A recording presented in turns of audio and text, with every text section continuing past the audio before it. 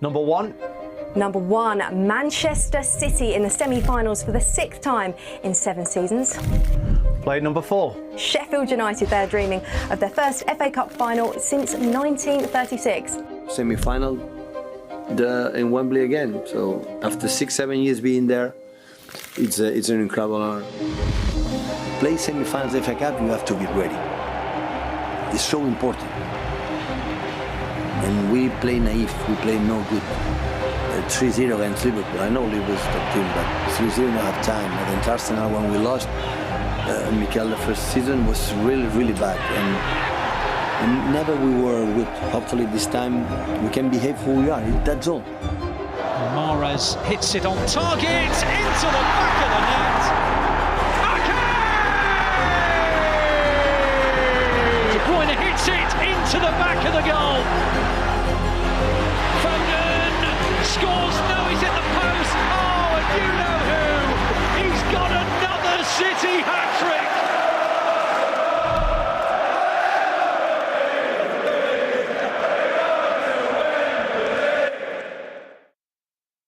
Well, I signed for Sheffield United at 7, so it all happened. Is that what age you signed 7, from? yeah. Wow. So it all happened really quickly. In school, I was always good, and the older lads used to let me play with them. So I always thought I had a chance, and I was better than my friends. So, but as you say, until you're around other people that are a similar level to you, you don't really know how good you are. But then when I went to the academy, it was just like playing, on the flats. It was easy, and I was a centre forward, to be fair. I was gonna say that's the story. Yeah. That's the origin story. Yeah, isn't it? I was a centre forward, so it was listening behind, go and score goals, and that's probably how I really made my name at Sheffield United, because I went to England under 15s before you go to the 16s to Lillishall as a centre forward. And I've got to say then, so respectfully, what happened? I didn't grow. That's what it was. Okay. So I was tiny but quick, and I just had a growth spurt very late. I think I was about 17 until I really had a growth spurt, and all of a sudden I went from being the quickest by a mile to all of a sudden people catching me up, and physically I wasn't strong. So I signed my scholarship. I was the last one to get a scholarship, so obviously having been with England 2 years prior to then going and getting a scholarship, I was second to last one. So I got lucky. I think in football you need a little bit of luck. You need a little bit of luck in everything, and that season Sheffield United got promoted, so their budget was a little bit bigger, and they actually give everyone in my age group a scholarship because it was quite a good age group. I think if they didn't get promoted, I probably wouldn't have got a scholarship, and I know my dad was speaking to one of the scouts that was at Sheffield United that moved to Scunthorpe. So I was potentially going to go on trial at Scunthorpe and see if I could, get a career there. But the right back got injured, just randomly got injured, and a guy called Sam Safe, who was taking out under 18s at the time, said, do you want to come and play at right back against Nottingham Forest? And then from then, I never looked back. That performance against Forest, apparently you were, you took to the position like a duck to water. Why do you think that was? Because it's totally different, unfamiliar position. Yeah. Why do you think you made that transition at that age and did it so seamlessly, do you think? I don't want to sound corny. I think it's just survival mode. I knew that was probably my only chance at that period in my career where I was going to get some games. So it was like, you've got one shot at this and you need to put in a decent performance. I didn't really feel the pressure then. I didn't really put that much pressure on myself. But if I look back at it now, if I didn't have played well in that game, where would have life taken me? I really don't know.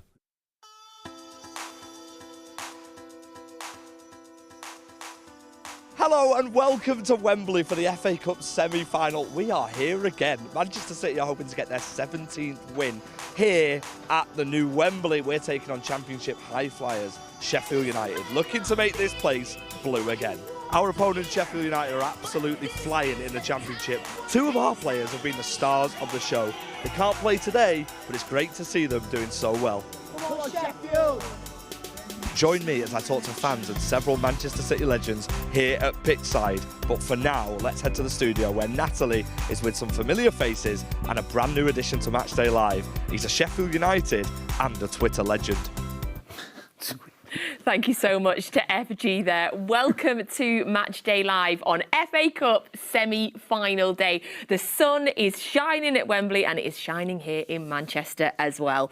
I'm Natalie Pike and I'm so excited to be joined in the studio today by three guests. We have a mix of City and Sheffield United players today. Of course, joining us again, it's Steve Howey, former City defender. Welcome again, Steve. Hello. And joining me on this side of the sofa, we've got our women's manager, former City player and Sheffield United player, Gareth Taylor. And we are joined by former Sheffield United and QPR goalkeeper, Paddy Kenny. Paddy, welcome. Yeah, thank you. Thank you for this, by the way. Big thank you for that. I'll get a lot of that, to be fair. We know you let that in, obviously, Well. yes. A lot of people say that to me, but it was a special day, I think, for both teams that day, because we achieved what we need to do and staying up, and yeah, it was a crazy day. Well, thank you so much for coming in and joining Thanks us for having me. today. We'll be able to get some good info, I'm sure, from a lot of you on our opponents today as well. And we'll also, of course, have the team news. The second that we are allowed to give it to you, we'll let you know what the starting 11 for City is going to be today. I'm sure you're all desperate to know if there is any changes or indeed how many changes. So I'll bring you that straight away. But Gareth, FA Cup semi-final day is always a wonderful, special day and always a delight to be in another semi-final.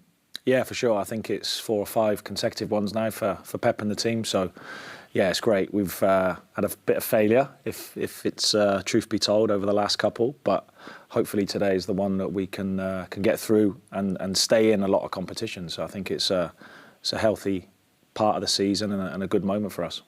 Of course, Paddy, City will be going into this as favourites. But your team, your Sheffield United, they're going to put up a fight, I'm sure. I'm sure they will, obviously. It's a massive day. They've got absolutely no pressure on them whatsoever. They're flying high in the Championship. Things are looking good, promising that we could go up.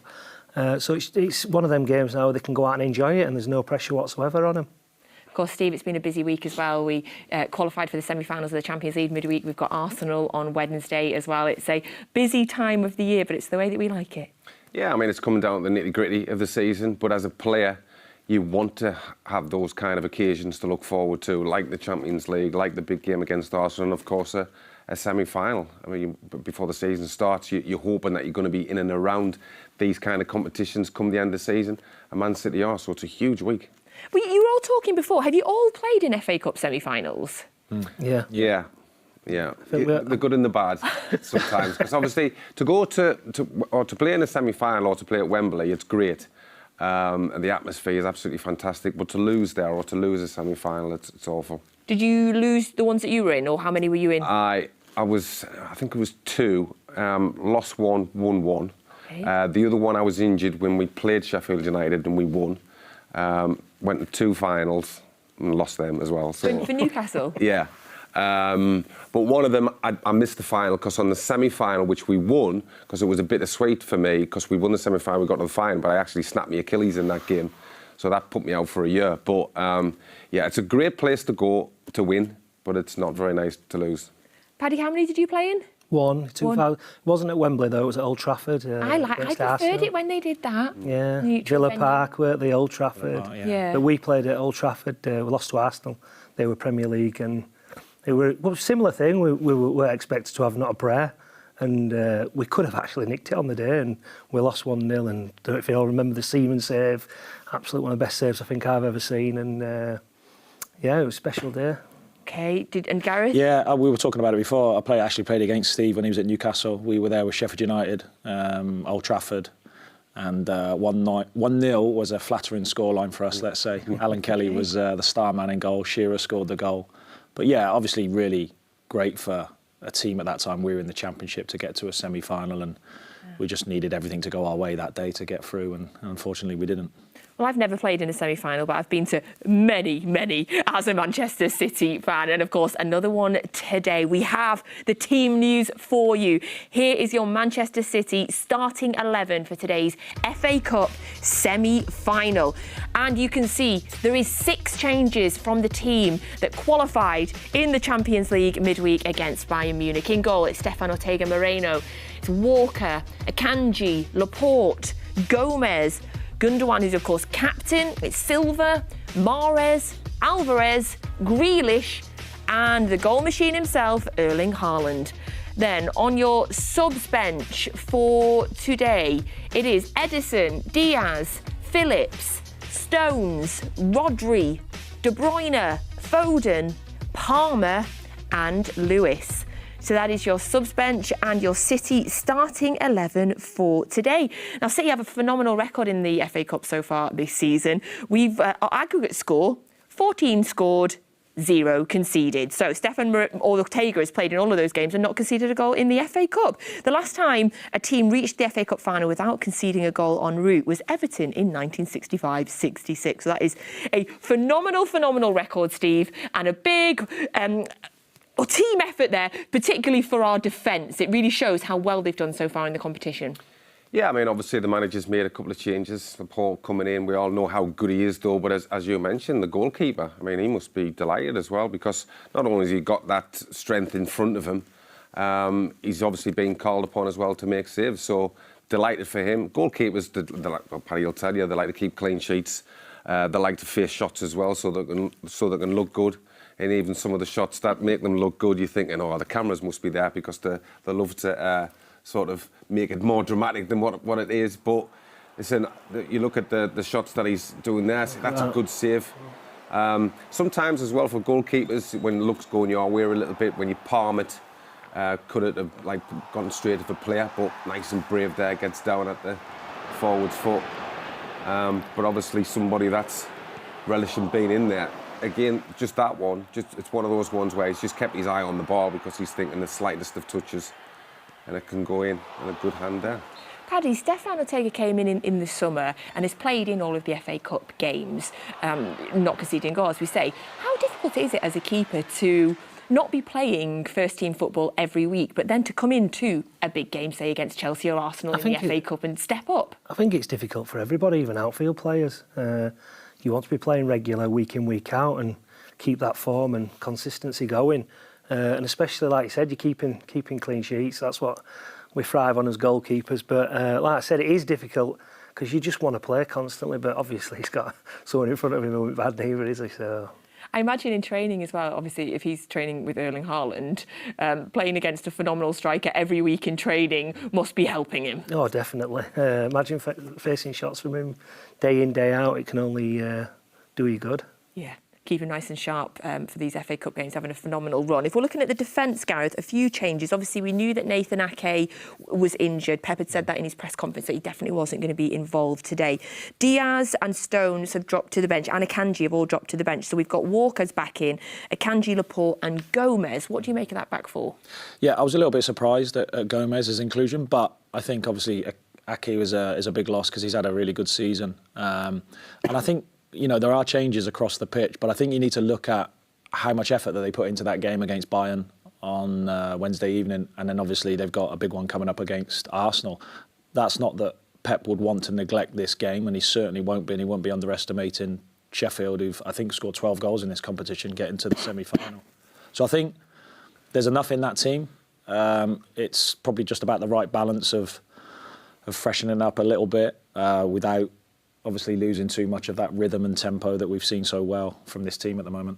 Great opportunity for Sergio Gomez, Steve. He hasn't played that much since he came. He's still very, very young, though. I imagine he wasn't expecting to play every game, but a great opportunity for him to show what he can do today. Yeah, I mean, obviously he's playing with really good players as well. And I think, you know, if you're a player that's coming in and out, obviously these players will help him a hell of a lot. And we all know how good he is. But to come into the team, not only with good players, but actually in good form. The confidence amongst the group must be very, very high. And I think he'd slot in perfectly well.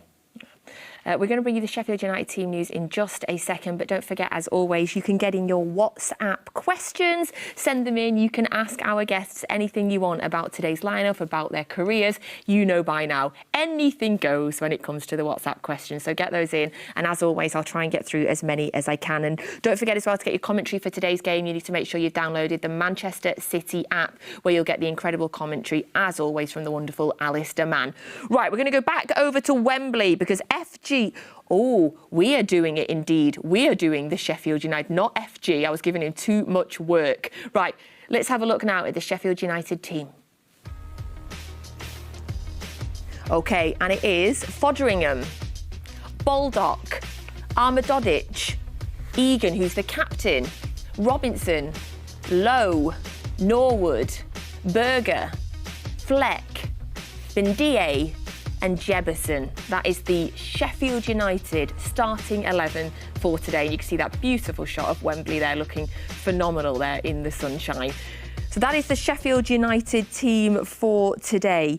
Paddy, straight away, obviously, we knew before today that Tommy Doyle and James McAtee weren't going to be playing. How much of an impact is that for Sheffield United? Yeah, it's going to be a miss for them. They've been two very key players for us this season. But listen, they've got players out there that are experienced, that'll be thriving on this. I'm not much surprised about the team, apart from maybe Jebison's coming, but we've got a lot of pace now going forward with him and Ndiaye, so I can see that why they've done that. So, yeah, there's not much surprise there for me. In terms of the formation, is it a standard, or what can you tell us about that Sheffield United team? You'll see they get forward from wide, the full-backs, you'll get centre-halves going forward sometimes, they run, they play quite expansive, but it might be a little bit different today, obviously, when you look at the team they'll be playing against, so it might be a little bit different to how they play in the Championship. They've scored a lot of goals, like you said, Gareth. They've got the 10 different goal scorers in the FA Cup this season. Tommy Doyle obviously not playing. He's had 3 of those goals, but they've got options all across the team. Yeah, they have, yeah. I mean, again, I was fortunate to work with Macca and Tommy Doyle, 2 good lads, 2 good players. Shame for them personally that they're not able to play when you get to this level as well at a Wembley semi-final. But yeah, I think... it's interesting that, you know, Sheffield have got goals in the team. They've got decent experience. They've got good experience as well to come from the bench in McBurney and Sharp. And it'd be really interesting. I think with City, it'd be really interesting to see, having gone with the Gomez decision, whether he'll play as an orthodox full-back or who'd be the player that will potentially come on the inside. We know that Rico Lewis done that to really good effect earlier in the season. So it'd be really interesting to see if, by going with Gomez, he's going to stick with like 2 wide orthodox fullbacks and maybe not bring one on the inside, and that might be to potentially stop something that Sheffield United do in their build-up play. We'll be hearing from James McAtee and Tommy Doyle a little bit later. They caught up with Michael Brown earlier in the week. In terms of Sheffield United, Steve, obviously having a phenomenal season in the Championship. We've already played Burnley on this run to the FA Cup final, of course. Burnley, one of the best Championship teams there ever has been, and we demolished them. What do you think Sheffield United might have learnt from that, or what lessons can they take from that to bring into today's game? Well, I think for Sheffield, the players themselves and the manager, they'll be like, listen, you know, we've got a great occasion here, just go for it. I mean, but at the same time, I don't think they can be gung-ho. As Paddy said, they've got some good experienced pros there, which will try to keep the lads together. I think they've just got to make sure that they don't, as I said, go too expansive and leave themselves wide open, because if they do, obviously, City will be able to exploit those areas. But at the same time, they could feel nice and confident. You know, that it's a fantastic place to play football. It's a huge occasion. But of course, they would have looked at the Burnley result, and we know obviously Sheffield United, they've done fantastic in the Championship, but Burnley have been excellent. And of course, as you said, look what City did to them. It was at 6. So they'll be thinking, wow, and you can imagine the Sheffield United managers be thinking as well, you know, I'm really hoping for a good game. There could be a surprise, but at the same time, you don't want to be on the end of a really kind of tough game, and it could be the score might get a little bit away from them. But listen, it's a great occasion for them. I think they'll just go out there. I think they'll try and enjoy it as best they can, and hopefully for them and for Paddy, they'll might try and cause an upset. You mentioned experienced players there, Paddy. I think part of what I love about Sheffield United's squad is they've still got some of the players from, I think, the 16-17 season when they came up into the Championship. They've still got a core of the players that played in the Premier League as well. Somebody like Billy Sharp on the bench. How much is that experience going to help them in a big game today? I think experience is key for anybody in a big game. You need them players and then have your youth around it that have got the energy and the legs. And like you said, Billy's been one of them that's come through all that, and he's Sheffield United through and through, so it's good to have them players around. They had the good news this week as well about the transfer embargo being lifted. Will that have given the whole team, the whole place, all the fans, everybody a lift? I think it has done the fans. I think the players have just got to get on with the job and concentrate on the game. Obviously for the fans and the club it's massive, because going forward, obviously up into getting to the Premier League, they needed that lifting so that they could obviously spend in the summer, hopefully. What do you think they'll be thinking right now, Gareth? How do they compete with the Manchester City? How do they play the game that's been so successful for them in the Championship, but still manage to go out there and try and go toe to toe with us? Yeah, I think it's difficult. I think you've got one or two scenarios. They could come out and be brave like Burnley were and potentially leave themselves open. And when you leave players with space and time, the likes of Mahrez, Alvarez and certainly Haaland, that's a dangerous thing to do. So they either come out and really engage and go for it, or they play a bit more pragmatically. And it's difficult because you want to go out and have no regrets really on a semi-final. The thing is, if you come off with a defeat, the last thing you don't want to do is, I've not gone for it. So it's a fine balance, I think. And the longer they can stay in the game, the longer the game goes while it's potentially 0-0, then the more confidence they'll probably have with that and maybe get a little bit more expansive. And we know that they only need one win from their last four to seal that automatic promotion from the Premiership, Steve. So I imagine there's no worries that a heavy defeat, if they go for it today, might derail any confidence for their league campaign. No, I mean, if anything, the way that they could play, as Tails was sort of saying, they've obviously got two different ways they can play.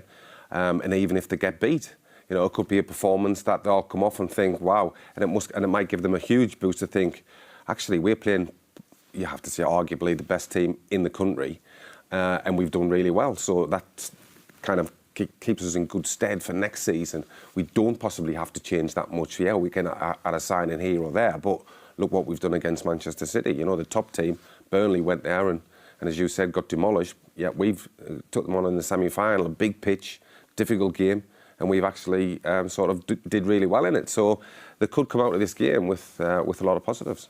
Pep's just said, Paddy, in his his pre-match press conference, that he feels Sheffield United are a Premiership team. They're a Premier League team already. I mean, that must be nice to hear from Pep.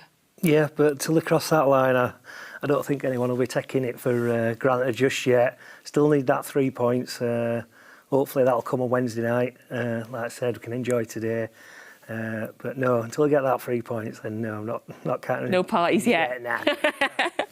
Now, as we mentioned, of course, Tommy Doyle and James McAtee cannot play today. They're on loan at Sheffield United. They've both had absolutely outstanding, brilliant seasons for Sheffield United. So who better to catch up with the pair of them? We sent former Blade and, of course, former City player Michael Brown to Bramall Lane to catch up with them.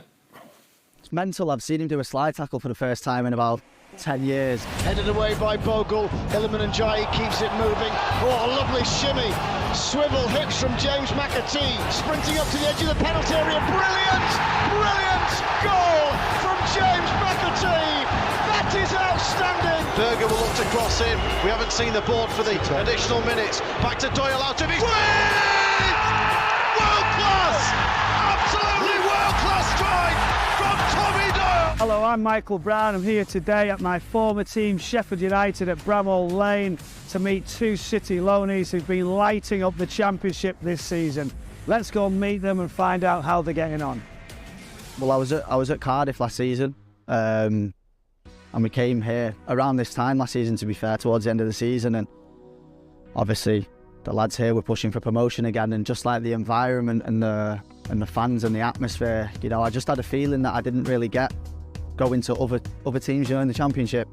It just felt a good place, and then obviously I had the opportunity to come here, and it was pretty straightforward for me. I didn't really think of going anywhere else. Get into a mindset that you have to fight And you know, I think at City, you know, with us especially in the academy and stuff, we were used to having, could be even like something stupid like 95% possession of the ball, and you know, sometimes here, you know, you're going to suffer. I didn't really see that he went fully top bins, but he's not really been giving it the big one, to be fair. He's kept it quiet and just let us speak about it, to be fair. It was obviously a special moment. You know, we was knackered, weren't we? Near the end, we'd put a lot into the game. I think it was just for everyone, the team. It was obviously I know I scored, but you know what we did as a team in that game. Obviously, to have that moment at the end with each other and the fans was obviously very special. I don't think it could have gone better, but I think that was the reason we both came for the fight for promotion. I got told by Stuart McCall. Obviously, he said to me in training once, he was like, obviously we're interested in James McAtee, and I then straight away I was like, oh, perfect. I was like, yeah, you have to. I was like, he's obviously a top player. I was like, I know him very well, and I obviously know what he brings. There should just be one ball remaining, and that ball is, of course, Sheffield United. I think we knew, didn't we? We spoke to each other, and you know, obviously the lads were all in the dressing room and we were doing the stuff after the game and all that stuff, and we just said to each other, we're definitely going to get City here. After the game, I said to the manager, I've never played at Wembley before. It's going to be good. And then obviously we drew City, and I was at home at the time, and I was just thinking, I can't play here. I'm not going to be able to play at Wembley. So it's pretty sad, but a good moment, a good day at the same time. I think the next step for us is Premier League football. I think we're capable of doing that, and you know, it's hard to say now because we've still got a job to do. We've still got more to give here and prove ourselves more. You know, obviously I'd love to play for City, but you have to understand at this moment in time that we're still young and we're still developing, and arguably they're the best team in the world, and you have to respect that. Macca loves it here, and so do I. So it'll just be a case of seeing what happens. Hopefully we can get what we want and get promotion, and then on to next season. Looks like it's sending Sheffield United to Wembley for a 5th FA Cup semi-final in 30 years. You will not see a better strike from that in the competition this year. That was Tommy Doyle and James McAtee speaking to Michael Brown a little bit earlier in the week. We're keeping Michael Brown super busy this week. He's now pitchside with MGFG down at Wembley. Thank you guys in the studio. Joining me here at pitchside is a man who's played for Sheffield United and of course Manchester City. It's none other than Michael Brown. Brownie, how are you? Are you looking forward to the game today?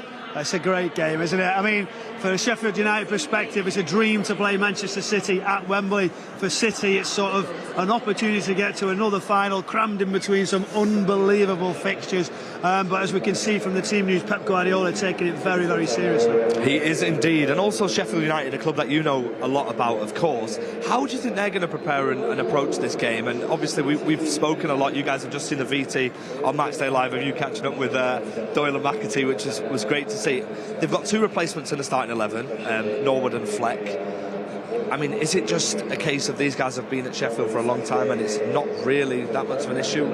I think it is that, you know, obviously I just feel sorry straight away for the young boys to miss this game first and foremost, but they interviewed really well. We had a great day filming it, and you know, they're going to be top players. But going on to Sheffield United, the replacements Norwood and Fleck, and the talking point here is Sheffield United side not playing in these big games. Well, actually, Norwood and Fleck are used to these occasions. They're used to being in the Premier League. They've played in some great games. They've got great experience between them. So good replacements. You've got to stop Norwood spraying that ball around, moving the passes. He's got great range, sort of great set pieces, which will be key for Sheffield United. It will indeed. And one man who's in the Man City starting 11 today and is a former Sheffield United player, and of course a good friend of yours, is our very own Kyle Walker. Special day for him and his family today? Special day. I know he's got lots of people coming from Sheffield, as you would expect, but it's just great to see him on the pitch, getting some minutes. He'll be looking forward to this. I think he's got a goal against Sheffield United as well, so whether he'll do that again, but he might get a nosebleed if he goes across that halfway line. We'll soon see how he gets on, but no, it's a great opportunity for Kyle to play in front of these supporters that you've played for 2. I've managed to do it. It's special games like this that you really enjoy, and as a youngster growing up, you want to play in top games like this. It was a great goal that day by Kyle as well. I bet you feel like an absolute I think it was a cross. I think it was a cross. It was a deflection. It was a great finish. Don't listen to him. Brownie, so let me just talk to you as well real quick. In the studio, Matchday Live studio, we've got a new member, Paddy Kenny. I've actually got a question from the Matchday Live studio. I'm going to fasten my seatbelt right now. From Paddy Kenny. He's got no filter, by the way. You know that. I think it's quite a serious question. It's something we all want to know. So we wanted to know, firstly, how you got to Wembley today and whether you were driven in a golf buggy by Rob Cuzler. Well, we often go in golf buggies when we were on tours with Sheffield United, and we've tipped a few of them in our time, that's for certain, driving around certain areas, putting them in lakes when we shouldn't. Rob Coslock, who used to play with us at Sheffield United, he's now head of recruitment at Stoke. He was one of the special ones, very, very funny, great to have around, and yeah, Paddy loved that banter. We had a great time with him. How was Paddy as well? How was Paddy in the dressing room? How was it? He comes across as the funniest man in the world on Twitter, especially on a certain date after we scored a certain goal. Do you know what? He loves the wind-up, Paddy. He's obviously saying that he's a Man City fan now, just to wind a lot of people up. It's working really well. He's been doing lots of after dinners and his own sort of tour, telling his stories, and he's got some crackers. But you've got to say, who was the worst trainer other than Paddy Kenny? That is the question. That's the question for Paddy Kenny. Is there anybody he knows that was a worse trainer than Paddy? One thing I will say, Paddy, is if you want to be a City fan and be recognised as one, you're always welcome, and definitely welcome back in the Matchday Live studio.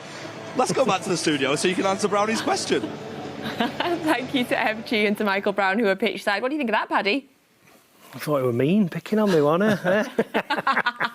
No, he's a great lad, he's Brownie. I played with him at Leeds and Sheffield United, and this first season at Sheffield United, I think he scored 20-plus goals from midfield. Never. And I think he scored 24 goals, and I think there were 18 of them from outside box. He was unbelievable for us that season. And that's obviously got his move to Tottenham off the back of that. Yeah. Tell us about the golf buggy. What was that all about? So we was driving up. We were going up to the next tee from the green, and I was playing with him and a lad called Rob Coslock.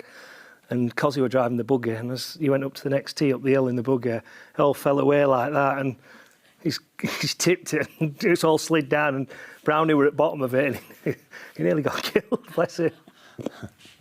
Oh, gosh, I would love to see you and Michael Brown together. I can imagine it's a lot of fun, shall we say? Carnage. Yes, carnage is the word I'm using. Carnage might be a little bit better, yes, Steve. So we are around about 40 minutes away from today's kickoff, 4:45 p.m. in the FA Cup semi-final against Sheffield United. We're talking about Michael Brown there, scoring goals from midfield. Let's stick with midfield and have a little chat about cities today. A few changes, Gareth. The big one for me, and to be honest, I'm quite happy to see Rodri getting a break, because I think Rodri is so pivotal to everything that we do. But how do you think we will cope without him, because he rarely doesn't play? Yeah, I think he's been so good. He's such an important person to have in there, and he dictates the rhythm and the tempo of the play for City. You're probably looking today at that role going more likely to Gundogan. Bernardo does his bit. What a player Bernardo is. I thought he was exceptional the other night at Bayern. He's such a good player. So he has that bit more freedom. And you've got Alvarez in there as well, who's an out-and-out striker, but has got the ability to play really well in between lines. Will give energy to the team, will give quality, and hopefully will give some slide balls through to the big man Haaland up front. Yes, and if they don't come from him, they can come from either side as well. Yeah. In the middle, they're talking about Ilkay Gundogan, Steve. Again, I think he's really underrated. I think he slides under. Everything he does goes a bit unnoticed, which I think is a compliment, because he makes it look so effortless. He's just been such a key part of this winning run that we've been on. Yeah, I mean, possibly to some people, I think, but believe me, the players will totally kind of get his contribution. When you play with players like that, yes, everybody will sort of say, yeah, he's a good player, but he's, my favourite such and such. But players themselves will be like, we love him in the team, because he does the jobs that, and sometimes he does the jobs that people don't want to do, but he makes them look so easy as well. Very, very rarely gives the ball away, as Till said, which is, I think, right. I think he'll be the one that's just sitting in front of the back four, just giving them that little bit of assurance. But at the same time, we all know that if he just gives one of the other players a shout, they can just tuck in. How good is he just arriving in the box? Just coming, as you sort of said, unnoticed. He's absolutely brilliant in that. So I'm pretty sure he'll be looking to, maybe he's burst in the box once or twice, but ultimately I think he's quite happy just to sit there and look after the back four. Don't need really looking after, but at the same time, just giving them that insurance. Paddy, I can imagine a conversation with the Sheffield United players. Good news, lads. Rodri and Kevin De Bruyne are not playing. Bad news, Bernardo Silva, Ilkay Gundogan, Riyad Mahrez, Julian Alvarez are playing. I think that they looked at it, no matter who you put out, they were always going to be up against. It's going to be a tough game no matter what. And whichever lineup Man City were going to put out, you were always going to look at it and think, we're up against it no matter what. And the strike force they've got there today, midfield and strikers going forwards, is unbelievable. And like I said, even though they've left players out, they've still got an unbelievable squad and team. And those players on the bench as well, exactly. should they be needed. You mentioned Bernardo Silva earlier, Gareth. I think he's such a fan favourite now, partly down to his phenomenal work rate. Yeah. Never stops running, that man. Yeah, never stops running, never shies away from taking the ball in tough situations. His ability to wriggle out of trouble and is different class. I mean, when you look at him as well, physically, him and Ilkay, no disrespect to them, but they shouldn't be able to do what they are able to do. Their agility and their quality and their understanding tactically of what's needed, they're obviously just diamonds for Pep. And yeah, of course, being able to control the tempo, to provide the quality to this guy at the top end of the pitch, I'm sure he's pretty pleased that he made the move here and has obviously been able to, he gets so many chances in games, and I think it's down to obviously the likes of Grealish, Mahrez, and obviously those midfield players to help him as well. Talking about the midfield in terms of tactics today, are you expecting Sergio Gomez to do what John Stones has been doing, or are you expecting sort of different tactics from us? Yeah, it would be interesting. Again, will they play as orthodox full-backs? I mean, more naturally, Carl can sometimes build up in a back three. So would it be Gomez who goes inside that? You never know with Pep. Sometimes he's done it with obviously Stones coming from the right back area. He's also done it from Stones coming from a centre back in there. Will he look to do that with maybe Laporte? I wouldn't be surprised. I think he naturally tries to get overloads in the centre of the pitch to outnumber the opposition, and then see where the spaces are, whether they're created wide. But yeah, I'd be interested if he believes that Gomez can fulfil that role, or he might see him as being more orthodox wide, and much of the play is going to come down the left side into Grealish, maybe overlaps, underlaps. But again, seeing Jack there on the screen, I thought he performed really well. I think he's playing at a high level now. Performed at a really good level against Bayern, took the sting out of the game, takes the ball in tough, pressurised situations and buys the team yardage up the pitch. Yeah, he's having just a phenomenal season for City. For me now, Steve, Jack Grealish is easily one of the first names on the team sheet. And I'd put him up there. I don't know how we pick a player of the season this year, by the way, but I'm putting him in my sometimes top 3, sometimes top 4. Yeah, I mean, I think we spoke about him before the Bayern game. Initially, when he first came, I think it's just that kind of transition from Aston Villa, the way that he played there, to how City player, and he was kind of feeling his way. There was criticism coming his way. I found it ridiculous because we all know how good his quality is. But we're saying that with a few players that's worked under Pep, just takes them just that little bit of time. But you're correct. I mean, he's been absolutely outstanding, not only with his retention of the ball, but we've seen him so many times the tracking back and sort of making those unbelievable challenges. I think one of them was against Liverpool the other week. Oh, it was unbelievable, yeah. So, his hunger to win the ball back for his team, but also his creativity has been absolutely fantastic. As I said, he's got to be up there with the transformation that he's had this season from one of the players of the season. I think we'd mentioned Ake as well, but unfortunately, obviously he's getting injured. But a lad that's full of confidence, and he'd be so looking forward to this. Now, we've got FG, who is pitchside. He's having a busy week. Another guy that's having a busy week, you'll know very well, Paddy, our own Nader Manua, who was with you in that QPR team as well, has joined FG pitchside. Let's hear what they're thinking ahead of the game. Yes, thank you everyone in the studio. I am joined by Manchester City legend, Natalie Pike's FPL coach, and now pundit Nader Manua, looking absolutely unreal. This is what happens, man. Sometimes you've got to try. When you come into Wembley, you have to try. You have to. I mustn't have got the memo. You must come here all the time. Let's talk real quick about Sheffield United, our opponents today. Is this game sort of a free hit for them? Are they You know, is it sort of just go out, enjoy yourself, play your football? Nah, not necessarily. I don't think there's any pressure on them at all, but it doesn't necessarily make it a free hit, because they'll be disappointed if they lose the game, because, you know, they're here now and they've got a chance to do it again. You know, they're good enough to be able to score goals and affect the game itself. So City are overwhelming favourites, but, you know, Sheffield United have won a lot of games this season as well, so it's not like they step on the pitch and think they're going to lose a game of football. So they're going to give it a go. I think as they take a step back afterwards, if they lose, they'll say it was okay. But in the moment, the passion will be there. All their fans will be here singing their hearts out.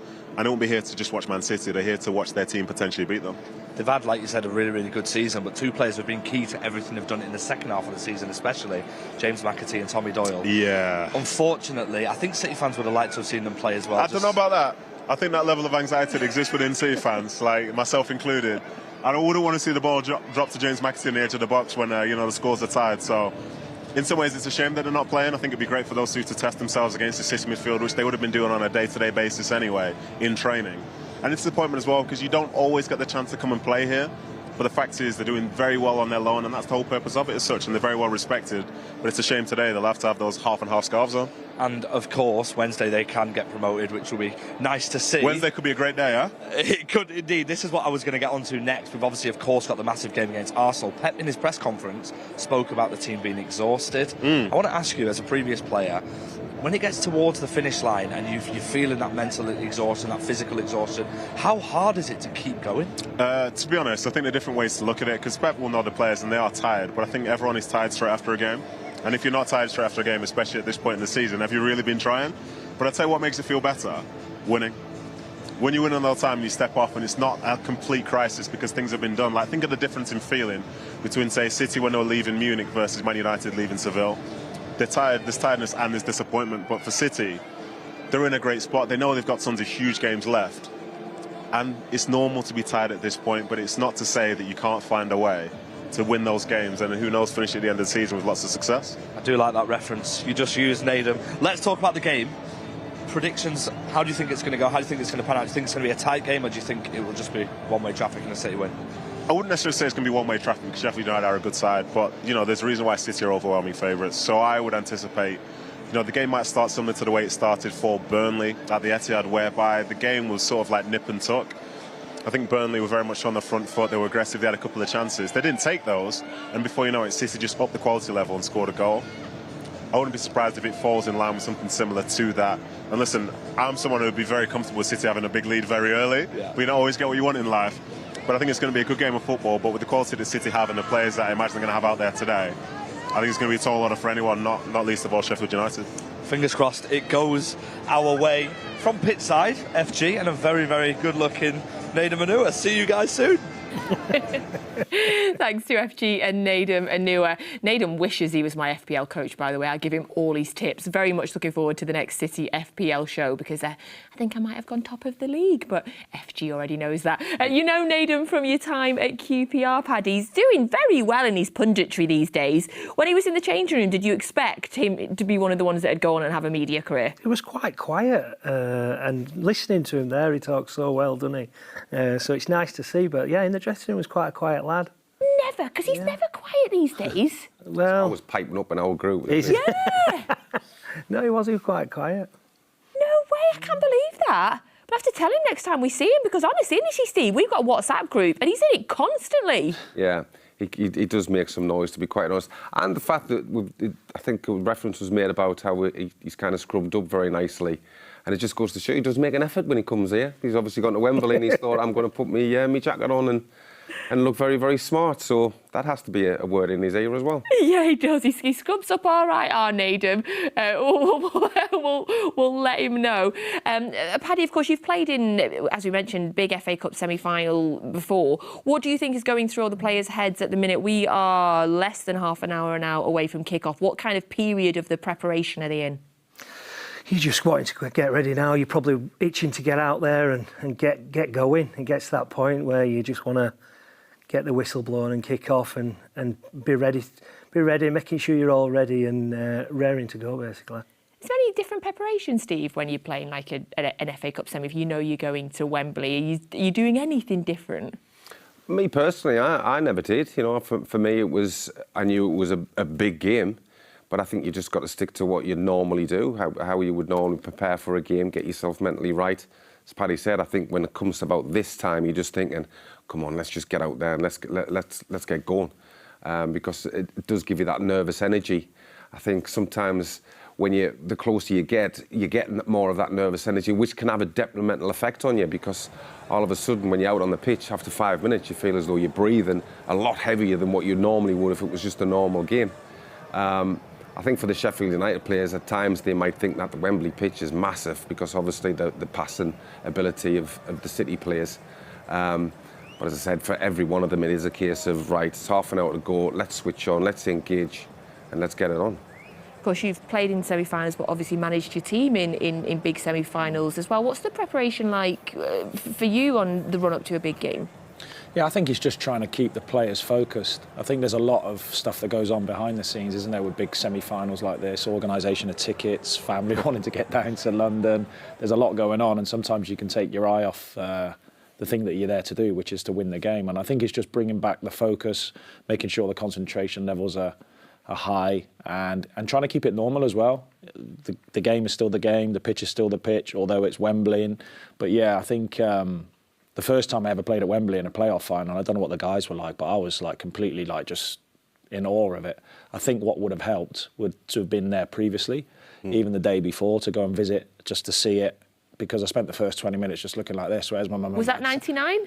Oh God, no, this was against Paddy's mate Neil Warnock when it was Bristol Rovers Huddersfield, but it must be like it's early 90s, that is. But yeah, 99 obviously was the third time at Wembley for me after being there with Sheffield United losing to Palace. So that 99 was a nice feeling, because I thought I was going into this now three defeats. But yeah, it can take over you, that if you haven't played there before, and that might be the case for some of these Sheffield players. Hopefully they've had the opportunity to go there or been there previously to watch games, so they can feel a bit more familiar. But City can definitely use that today, because they've got the guys who've played there a lot, and they can use that as an advantage. That the first 5 minutes of the game they get full control and start to put Sheffield on the back foot and start to make them feel that this pitch is twice the size of what it actually is.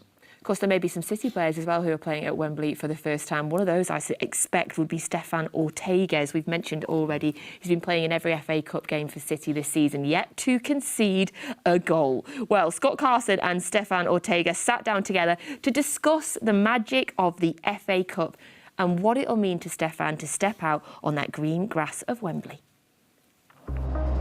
Saturday afternoon at Wembley Stadium, aka the Etihad South. Wembley's blue today, man. Such a thrill having the buzz of the crowd as the ball gets close to the goal. This is the competition that, for me growing up, was one you prioritise. You recognise what the occasion is. You're playing at Wembley. This is a big chance, it's a goal. Chance here. But across, it's an open goal, and the opportunity is taken for Manchester City. Going to be your first game at Wembley in the semi-final.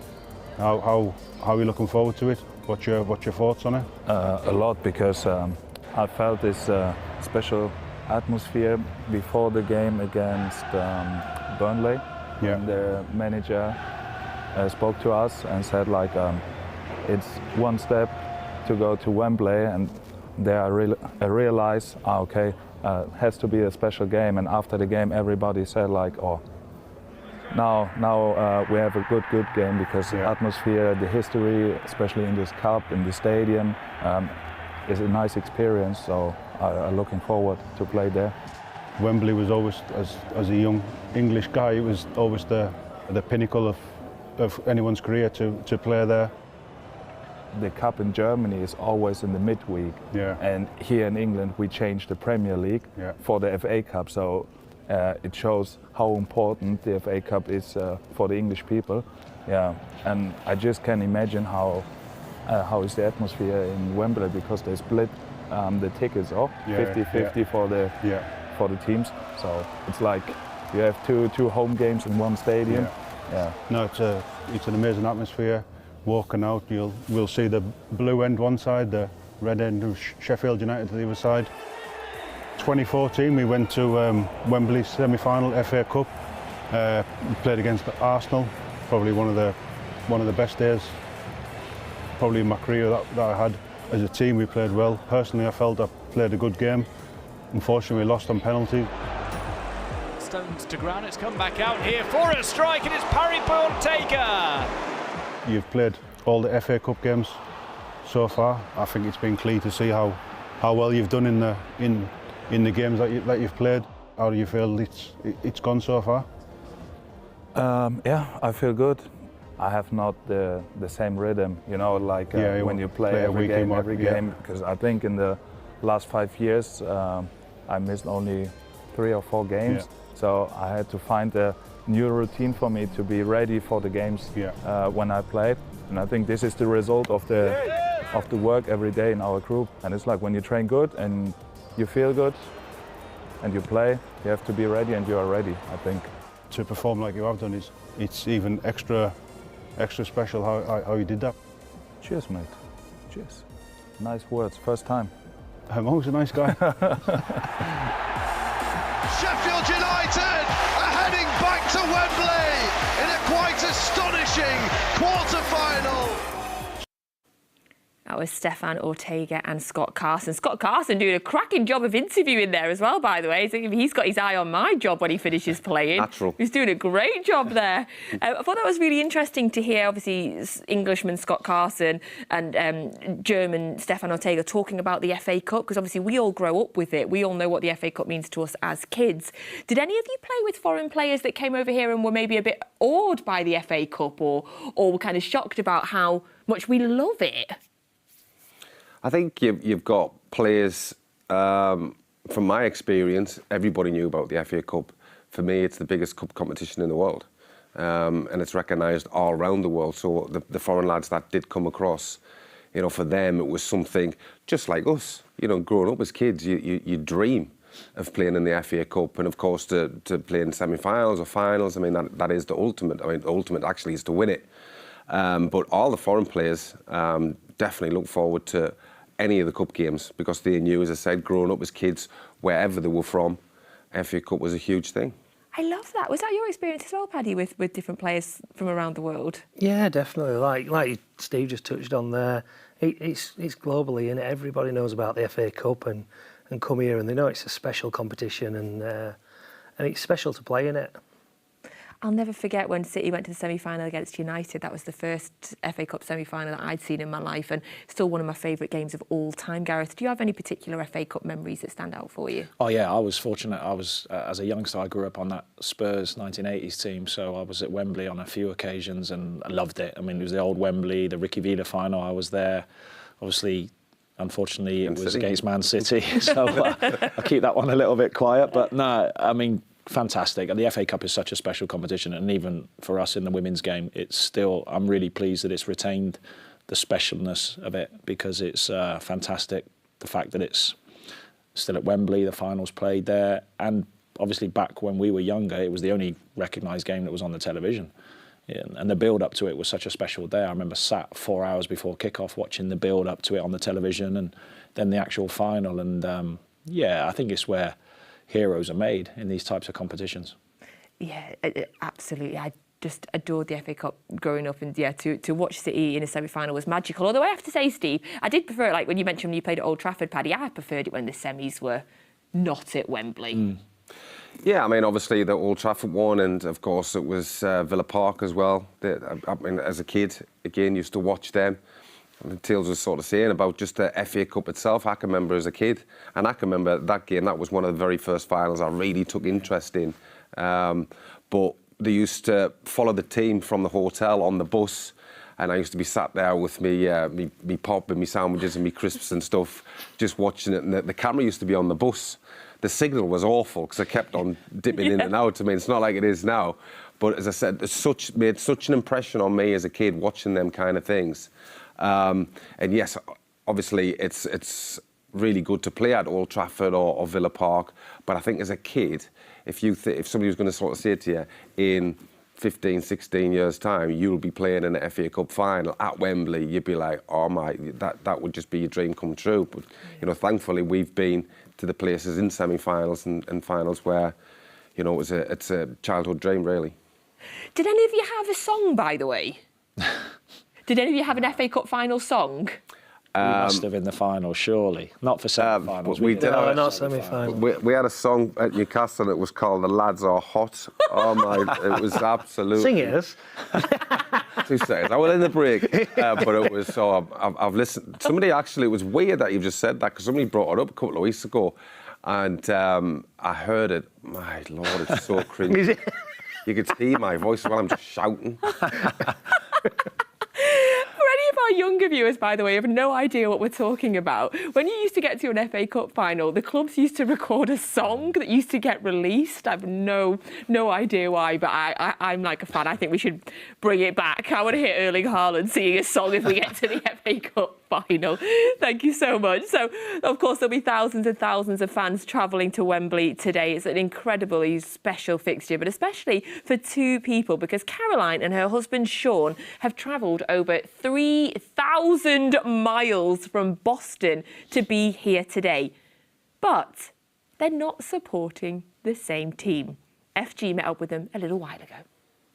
Okay, so here we are on Matchday Live with quite possibly one of the mentalest story I've ever seen. I am joined by Manchester City fan Caroline and her partner Sean, who's a Sheffield United man. Right, Caroline, how has this happened? How have you got yourself with somebody who's a blade? Yeah, good question. Yeah, we actually met, I think it was about 17 years ago we started talking. We started talking online on like what was essentially a football chat room on MSN Messenger. And then City played Sheffield United at Bramall Lane on Boxing Day 2006. I went to the game with my dad. Sean was in the home end. At half time, we went and met in the corner because they wouldn't let us pass, so we were like shouting over to each other. And then from then on, we started talking a bit more. And then 3 years later, we got together, and here we are at Wembley today. Now, Sean, I understand you've been taking Caroline to Sheffield United games. She made a comment that she took you to a Bayern Munich game and then you went to watch Sheffield United against Barnsley.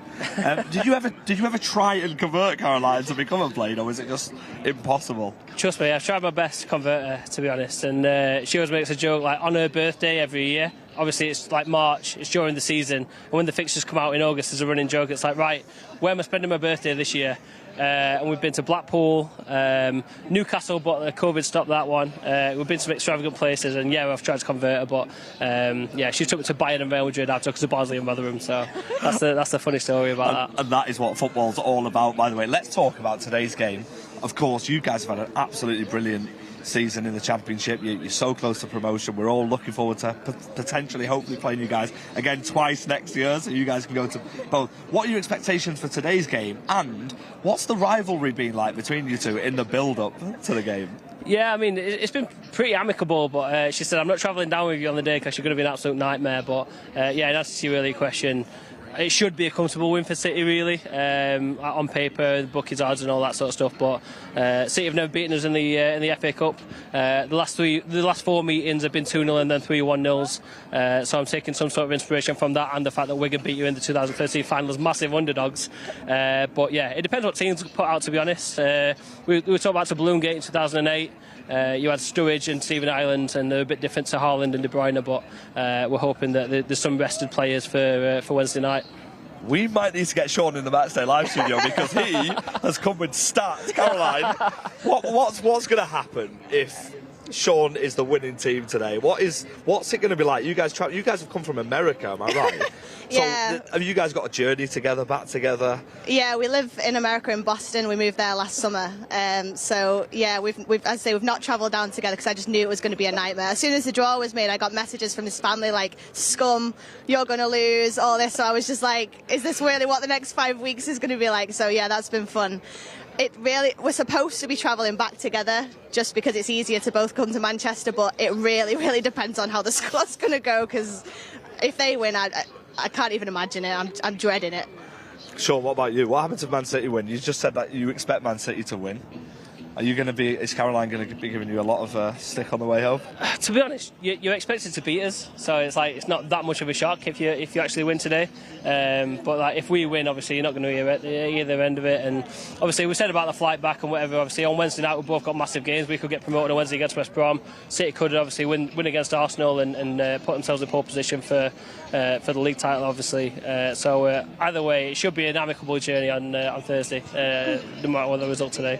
Amazing. amazing. Let's hope for 2 positive results on Wednesday. Of course, I'm unfortunately with the blue side for you, mate. But Caroline, I'm with you. I'm on your side. This is the first for Matchday Live. I hope you guys enjoy the game. Enjoy the journey back. Hopefully, Caroline's going to be smiling. Back to the studio. Loved that. Thanks to FG, to Sean and to Caroline. Sean with some better stats than even David James, and he's the stat king usually on Matchday Live. Caroline used to work at Manchester City, actually. She was the women's football editor, so I imagine you knew her when she was here, Gareth. Yeah, know Roeline quite well, and I know Sean quite well as well. Sean used to work on reception in HQ a couple of years ago before he left and moved out to the States, and the first thing he told me was he's a big Blades fan, and he used to watch me when he was a youngster, so yeah, it's always nice to see 2 rival teams and come together as couples. All of the information there, yeah, because what else did he have? He did say to me that he had a poster up on his wall of me, which was very Threw rare. darts at it, though. Yeah. Used it as a dart. Didn't tell you that. I love that. I love their story, and I wish the best to both of them travelling back tonight, whoever wins.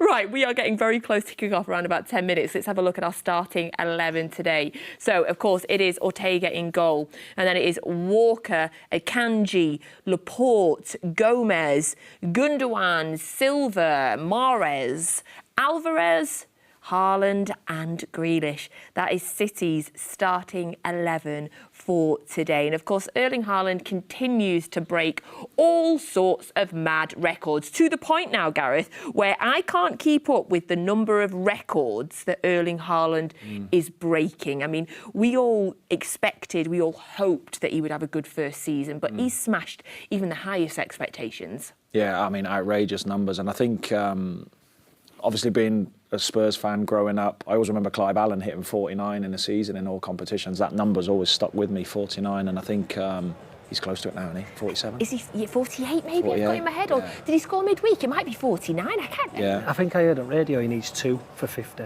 on way here. Yeah. I just think what I liked about Wednesday night against Bayern was, he stepped up. He had a lot of time to think about that penalty. He misses the penalty, but nothing changed in my view on him. I would say I'd give him the next one. And when he got his chance, showed real quality, flipping it over the defender, who went to ground and slipped.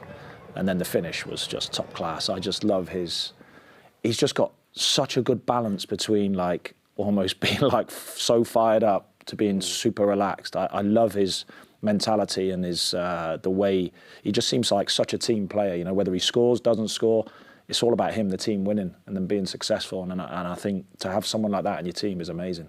Of course, he scored a hat-trick in the game against Burnley in the quarter-final, becoming the first ever player to score a hat-trick in the FA Cup, the Premier League and the Champions League in the same campaign. Just ridiculous stats. Paddy, as a keeper, what would you be thinking right now if you were about to be facing Erling Haaland? Don't let him shoot, please.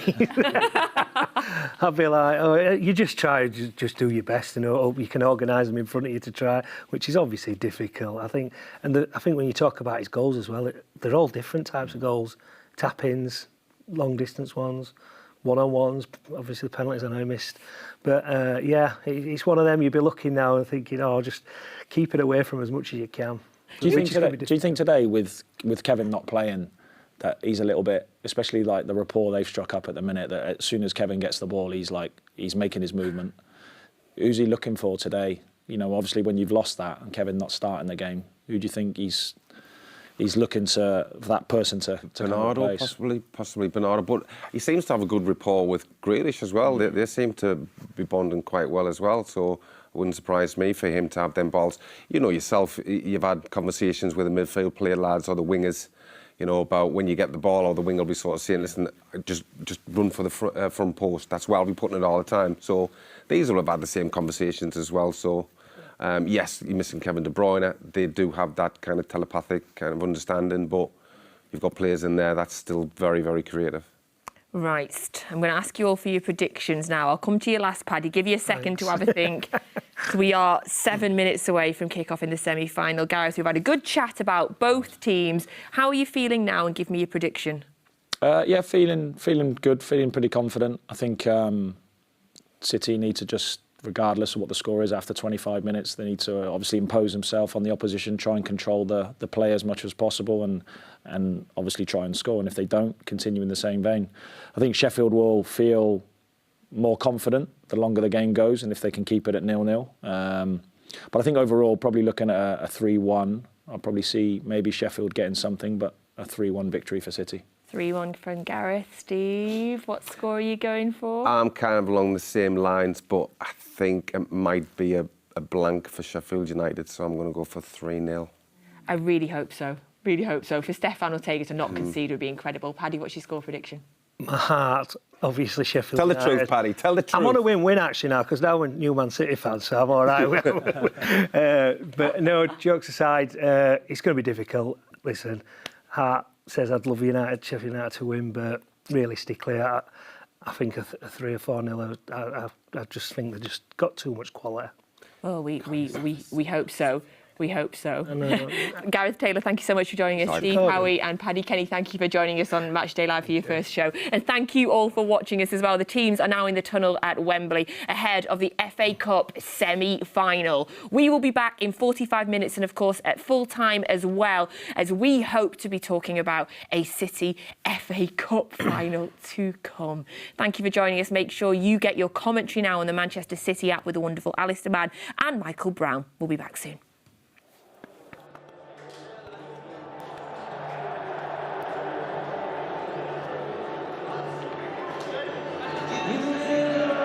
So welcome to the